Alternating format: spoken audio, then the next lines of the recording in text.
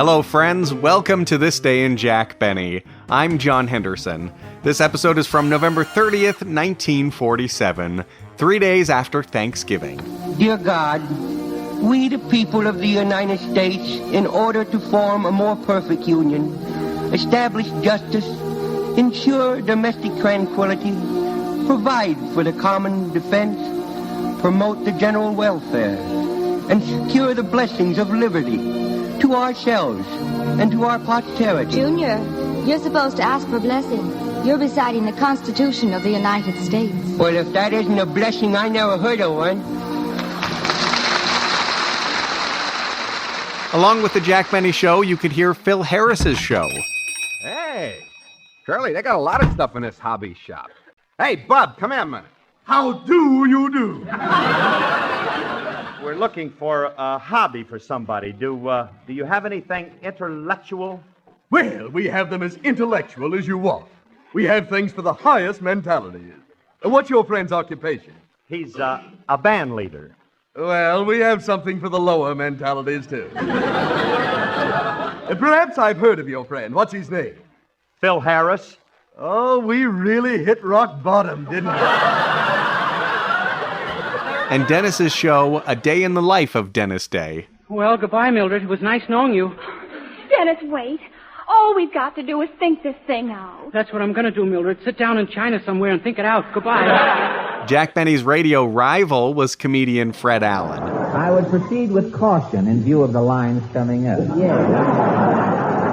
Betty Grable was an actress and a dancer, but at this time was probably best known as a pinup girl. A black and white photo of Betty in a bathing suit was given to soldiers during the war to boost morale, and her legs were insured for $1 million.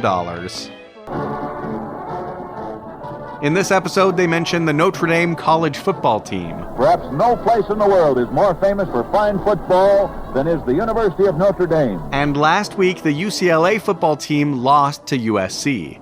Some famous names in classical music were Toskinini. Little Toskinini is making his entrance now.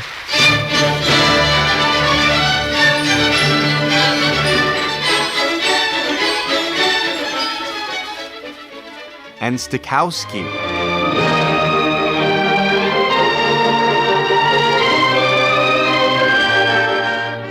The phrase banned in Boston refers to the fact that the city Boston had a reputation for censoring things. They banned racy books like Forever Amber, burlesque shows, even the childbirth issue of Life magazine. This reputation for banning things held from the late 1800s right through to the 1960s.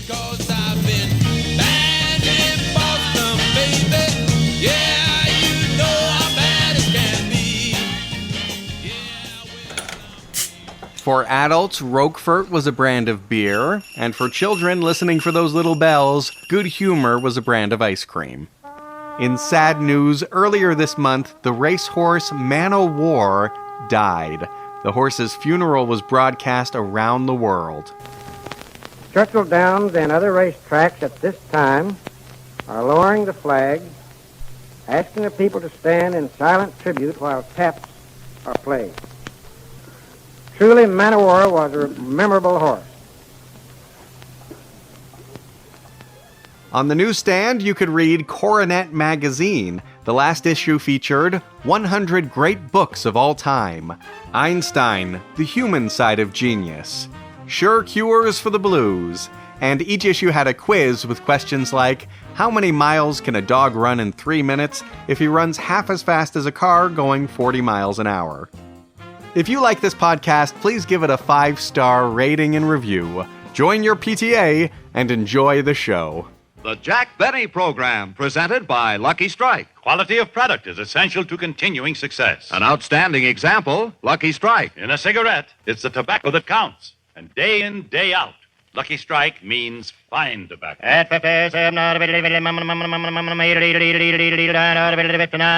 American. Lucky Strike presents The Man Who Knows.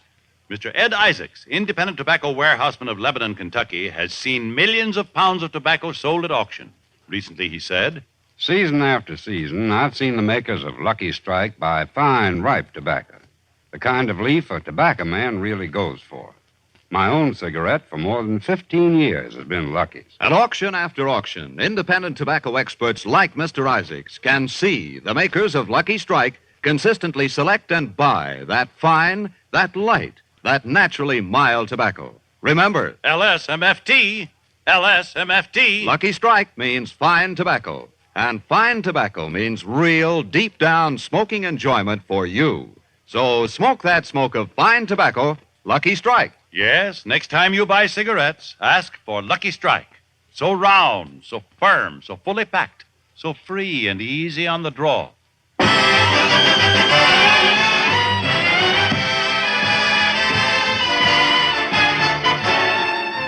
Lucky Strike program starring Jack Benny with Mary Livingston, Phil Harris, Rochester, Dennis Day, and yours truly, Don Wilson.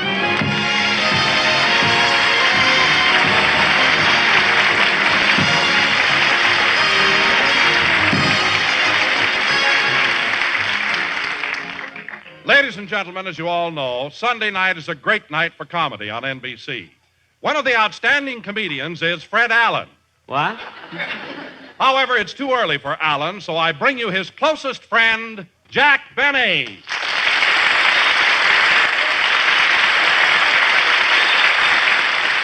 Thank you. Hello again. This is Jack Benny talking, and Don, Rose Bowl tummy. Look, I'd like to ask you something. After all these years, how can you imply that Fred Allen and I are such close friends? Well, Jack, last year when we were in New York, Allen told me personally that of all the friends he has, if he tried to borrow money, you'd be the closest.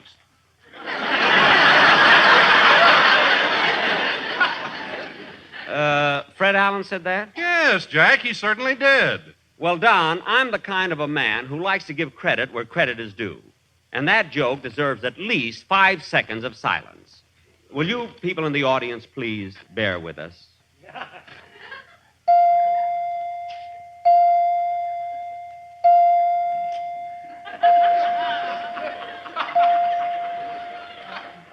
And that isn't all Allen said. He told me that...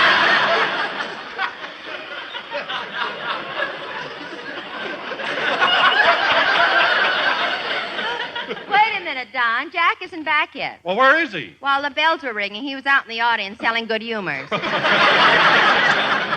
I was not. And you're just as bad as Allen with those stingy jokes about me. Oh, Jack, it isn't only Fred Allen. Everybody is talking about how cheap you are. Even I'm embarrassed. What? Look what happened last Saturday night at the Brown Derby. Mary. You ordered a bowl of noodle soup and ate it right down to the last spoonful. Well? Then you caught a fly, threw it in the soup, and refused to pay for it.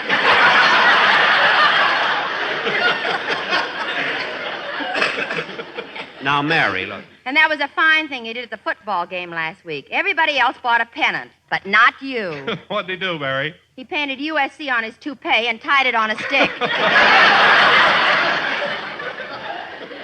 Well, I had the winning team, didn't I?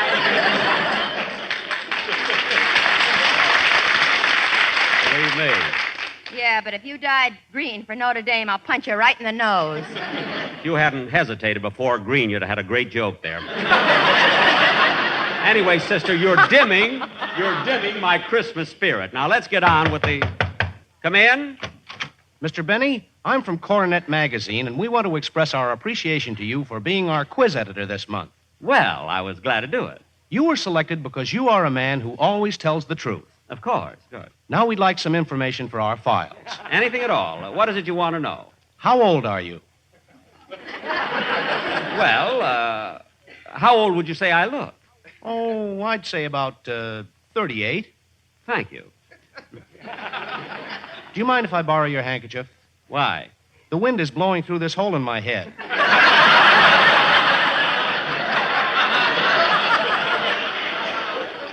What? Get out of here! I don't know why it is. On other shows, when someone knocks on the door, it's a guest star. On my show, it's always an idiot. I'll be right with you, Jackson. I wasn't calling you. But as long as you're here, Phil, snap into it and give us a band number. Now, wait a minute, Jackson. Wait a minute. From now on, you just don't stand there and tell me to play a band number. You request a musical selection. What? Then if the maestro is in the mood, he will acquiesce. Phil, are you winking at me, or did you lose the toothpick that was holding your left eye open? I didn't lose nothing, Jackson. I'm just classy now. Didn't you notice what happened at the opening of the show? Notice what? I was leading the band without a stick. Well, 3 cheers and a tiger for you. Without a stick, huh? Certainly, it's much more dignified now that I'm like the other great musicians, Stokowski or Toskinini or Spumoni. I knew if he talked long enough, he'd hit the jerk pot. I was sure. Phil, Spumoni is an Italian ice cream. Oh, thank heaven. I thought I said a naughty word. No, Phil, you're in the clear. There was nothing naughty there unless... No, ice cream is ice cream, no matter how you look at it. And, Phil, as far as your music is concerned... Don't pick on my music, Jackson. I've got enough to do. I got to come to the studio, rehearse the script, then I got to rehearse the band, and on top of that, I got to write my own music. You mean you make your own arrangements? Certainly, but if you paid me enough, I could hire a guy to come down and fix them up a little. You know, one good note here and there makes a lot of difference. Phil, one good note in your arrangement is like throwing a rose into a barrel of Rochefort. Now, anyway, hey, where's Dennis? It's time for his song. Well, he hasn't come in yet, Jack. Well, Don, while we're waiting, let's have the quartet do a commercial. Hey, Jackson, if you want to hear something good, me and the quartet have worked up a number that's dynamite. Mean you and the sportsman prepared a commercial? Sure. Didn't we, fellas? Didn't we, fellas? Did you, fellas? You see, I'm boss here, Phil. Well, go ahead. Let's hear it. Okay.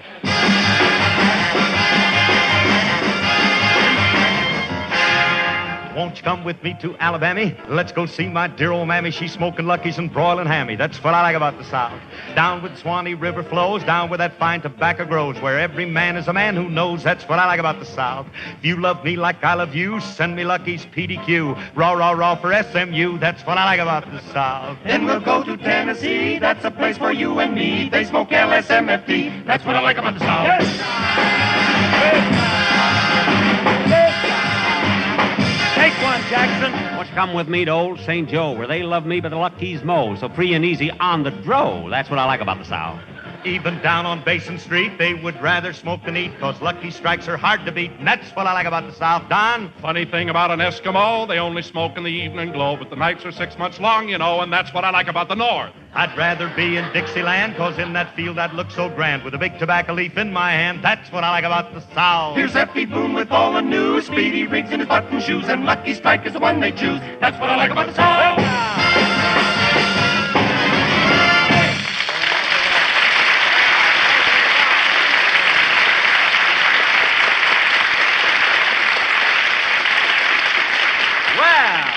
Yes, sir. Say, Phil, did you write that number all by yourself? I certainly did, Jackson. Wrote the music, arranged it, and everything? I mean, nobody helped you? No, I did it myself. Well, now you know what I mean by Rochefort.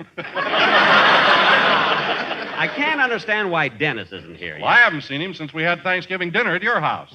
That's funny. Hey, Jackson, maybe the kid ate too much turkey and got sick. No, he couldn't have. There were 16 of us at the table, and I still have half the turkey left. There were 28 of us, and you still have 3/4 of the turkey left. What? Nobody but you would think of putting sleeping pills in the stuffing. Oh, stop, will you? Gee, I can't understand where Dennis is. You want me to go out and look for him? Yeah, see if you can... Dennis, when did you come in? Just now. Why are you so late? Well, I had to wait for my mother. She took me downtown to buy a suit with 2 pair of pants. Well, why did your mother have to go along? The suit was for her. For her? Dennis, your mother wears a man's suit? Well, she used to wear a dress, but one day while she was working, her heel got caught in the hem. She fell down the ladder and dropped all the bricks.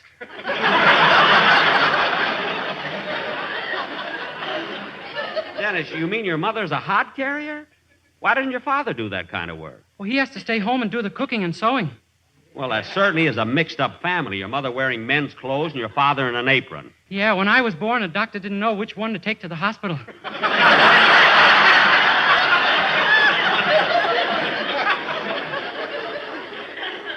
Dennis. Lucky for me, he took my mother.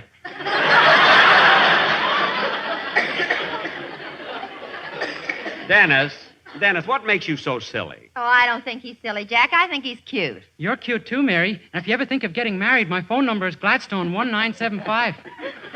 1975. If a man answers, it's my mother. Dennis, if Mary was thinking of getting married, it wouldn't be to you. You're just a kid. Oh, I'm not a kid anymore. My father told me all about the birds and bees. What? The birds are the ones with the wings. Dennis, the bees have wings, too. Don't get vulgar. Dennis, do me a favor. Let's have your song, will you? Okay. Can't understand how he got 2 shows. How he ever got a father and mother.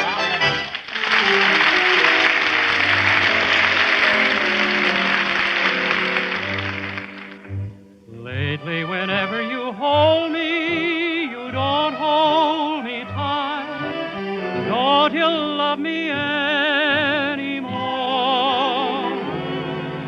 Lately, I've had to remind you to kiss me goodnight. Don't you love me anymore? I remember when I used to thrill you to the skies.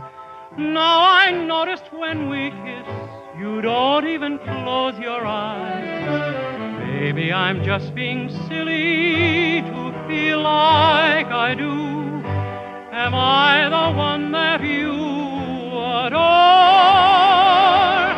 Or don't you love me anymore?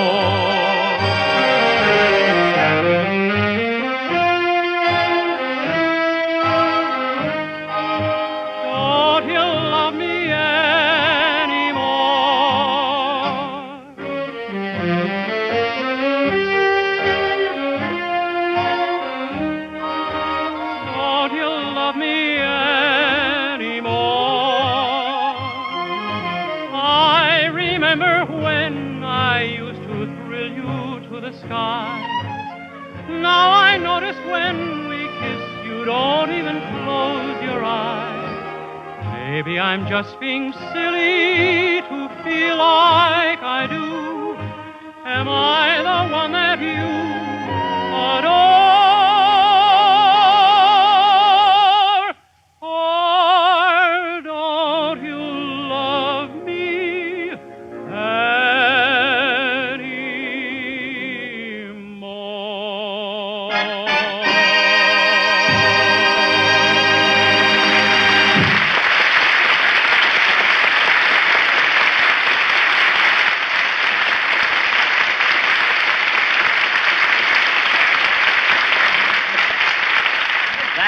Don't You Love Me Anymore, sung by Dennis Day, and very good, Dennis. Thanks, Mr. Benny. Before I forget, my mother told me to thank you for inviting me to your dinner last Thursday.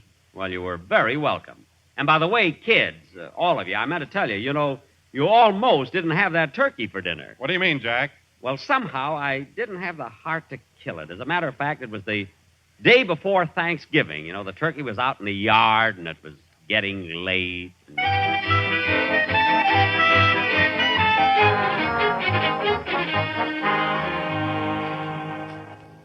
Look at her, Rochester. She's certainly a fine-looking turkey. Gee, we've had her almost a week now. I know, she seems to know us.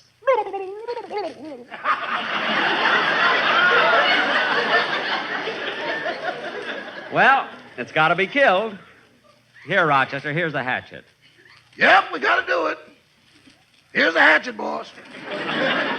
Yes, sir. If it's got to be done, it's got to be done. Here's the hatchet, Rochester. No use wasting time. That's what we're out here for. Here's the hatchet, boss. I'll tell you what, Rochester. I'll toss a coin to see who does it. Heads, it's you. Here, I'll toss this quarter. Here goes. Where did it go? Where's the quarter? The turkey swallowed it. What? Boss, with the hatchet, not with your bare hands.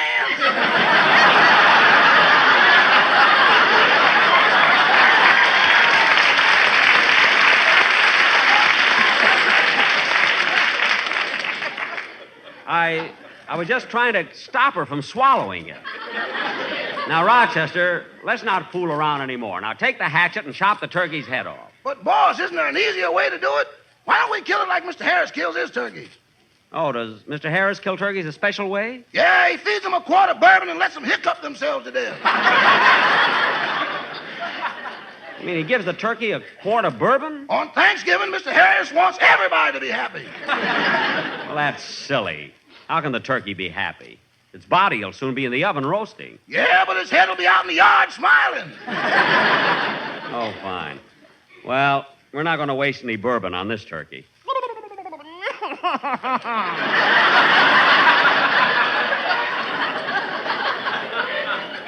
Look, Rochester, we've stalled long enough. Now I'm going to the house, so you kill it. But, boss, I hate to. Well, I'm not happy about it either, but it's got to be done. Now go ahead.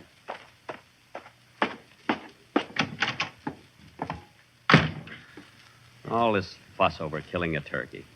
But then, you do get kind of attached to them. I remember I brought her home Saturday. And every morning she laid an egg. If she could give milk, too, I'd have let her live.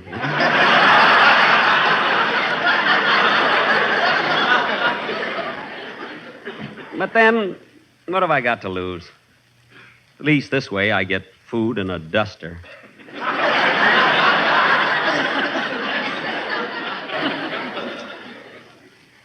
But I'm sure gonna miss her. She was kind of cute.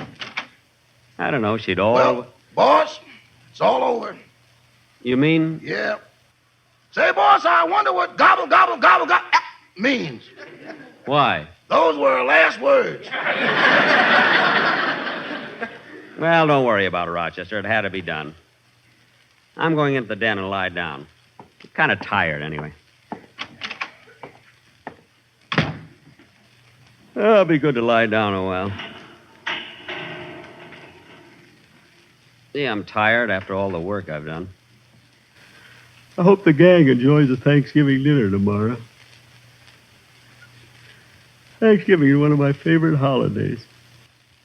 But it's not like it used to be. I remember when I was a kid back in Waukegan. My father and I used to go out in that big forest and shoot a turkey. Just think, that's where Chicago is now.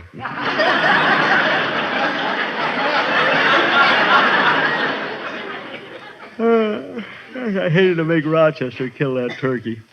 It was my fault, too. I didn't want to do it. Yeah, I feel like I'm falling asleep. Maybe I better take my hat off. I didn't want to kill that turkey. I didn't want to kill that turkey. I didn't want to kill that turkey.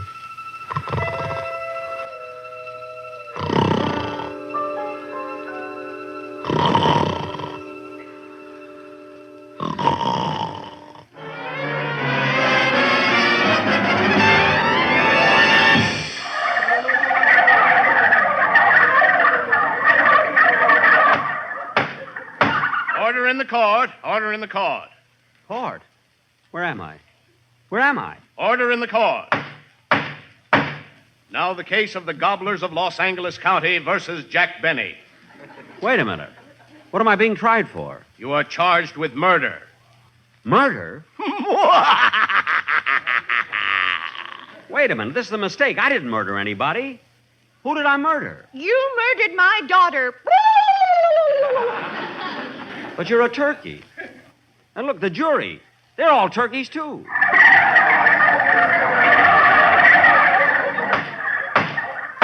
Everybody rise, please. His Honor, the judge.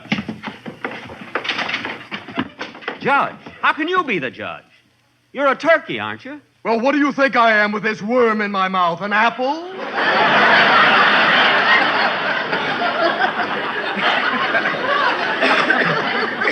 What? But, Your Honor, if you're the judge, why aren't you on the bench? Why are you sitting over there? My wife went shopping, and it's my turn to sit on the nest. Oh. Whoops! Congratulate me. I'm a father. And now let's get on with the trial. The prosecution will present its first witness. Will the first witness please take the stand? Your name? Tallulah Turkey. You promise to tell the truth, the whole truth, and nothing but the truth? I do. Tell her to uncross her legs. She's influencing the jury. Imagine her coming into court wearing those short feathers. Now, Mrs. Turkey, when was the last time you saw your daughter? When she went out with that man over there, and she lost her head completely. That's a corny gag. It ain't bad for a turkey. Order in the court. Order in the... Whoops, that's twins. Won't Mama be surprised when she comes home? Will the next witness please take the stand? You are here as a character witness, sir. What is your name? My name is Fred Allen. Your occupation? I'm a comedian. That's a lie. I object. Order in the court. Order in the court. Now, Mr. Allen, how long have you known the defendant? 74 years. Just a minute, Mr. Allen. You're not that old. When you know a man like Benny, you try to hurry up and die. Now, wait a minute. That will be all, Mr. Allen. Your testimony has... Whoops, that's 3 down and 1 to go. And now will the defendant please take the stand? Yes, and I'll say plenty. Your name? Jack Benny. Your occupation? Radio comedian. Your wage? 38. What? Oh, my age. Well, that's a personal matter. Now, isn't it true that on the afternoon of November the 26th, you did murder with drumstick aforethought Miss Tilly Turkey? Yes. But since when is it a crime to kill a turkey?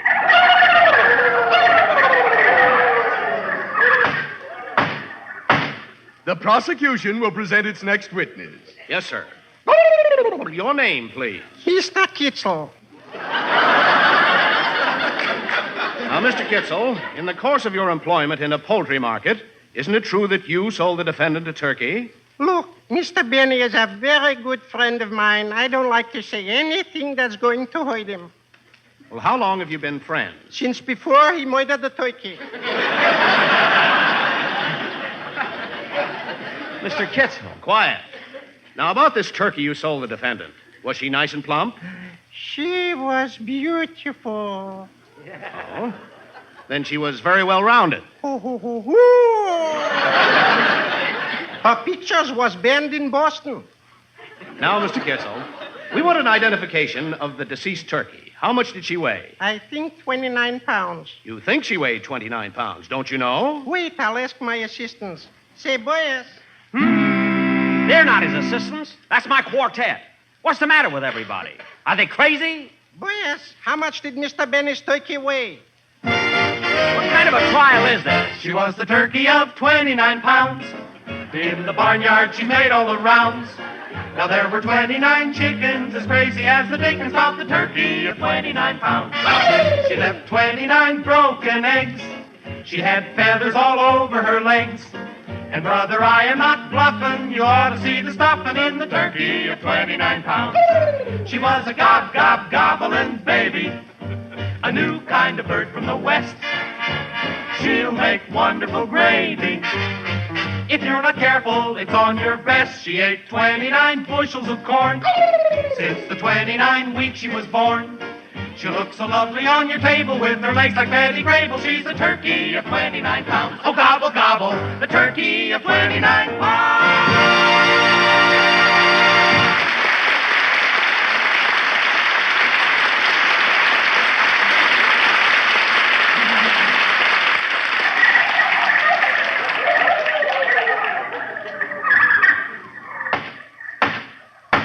Turkeys of the jury, you've heard the evidence. What is your verdict? We find the defendant, Jack Benny, guilty of murder. Don Wilson! Let's get him, kids. Get away from me! Get away from me, do you hear? Stay away from me!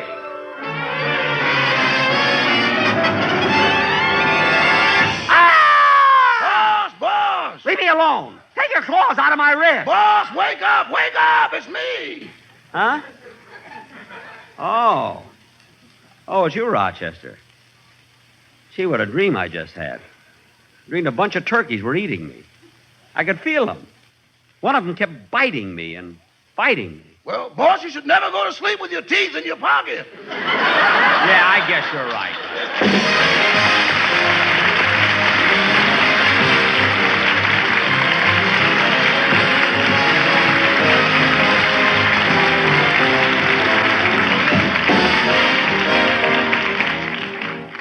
Ladies and gentlemen, it's tough enough when we grown-ups have problems.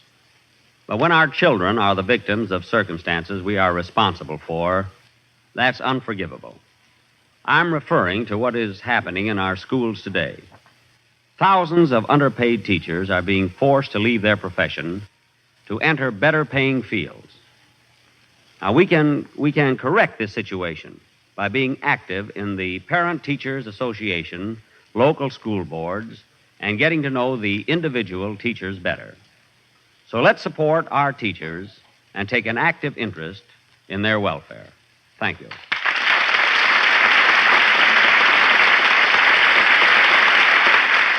Jack, we'll be back in just a minute. But first, quality of product is essential to continuing success. And Lucky Strike means fine tobacco. LSMFT. Yes, Lucky Strike means fine tobacco. And fine tobacco is what counts in a cigarette.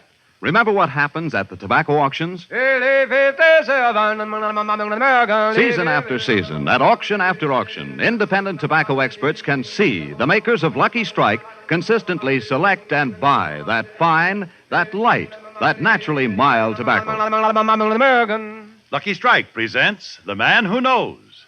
Mr. James Ball, ace tobacco auctioneer of Winston-Salem, North Carolina, sold 7.5 million pounds of tobacco in just 24 days. A world's record. Not long ago, he said, season after season, I've seen the makers of Lucky Strike buy fine, ripe, mellow leaf, tobacco that makes a swell smoke. I've smoked Lucky's myself for 29 years. So for your own real, deep-down smoking enjoyment, remember, LSMFT. Lucky Strike means fine tobacco. So smoke that smoke of fine tobacco, Lucky Strike. Yes, next time you buy cigarettes, ask for Lucky Strike. So round, so firm, so fully packed, so free and easy on the draw.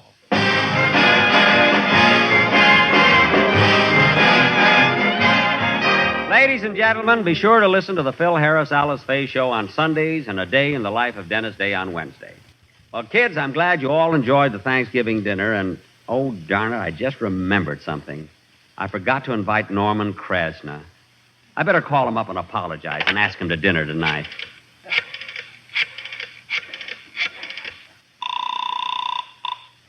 Norman Krasna's residence. I'd like to speak to Mr. Krasna, please. This is Jack Benny. I'm sorry, but Mr. Krasna's busy at the moment. Could I give him a message? Yes, I'd like you to find out if he can go out to dinner with me tonight.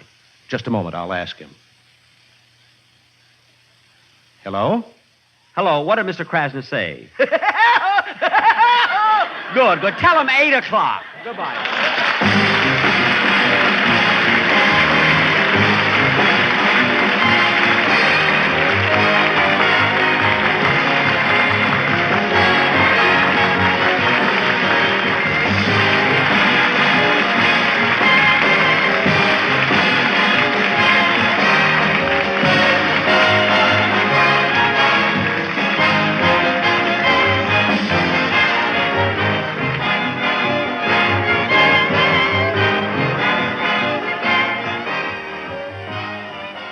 This is NBC, the National Broadcasting Company.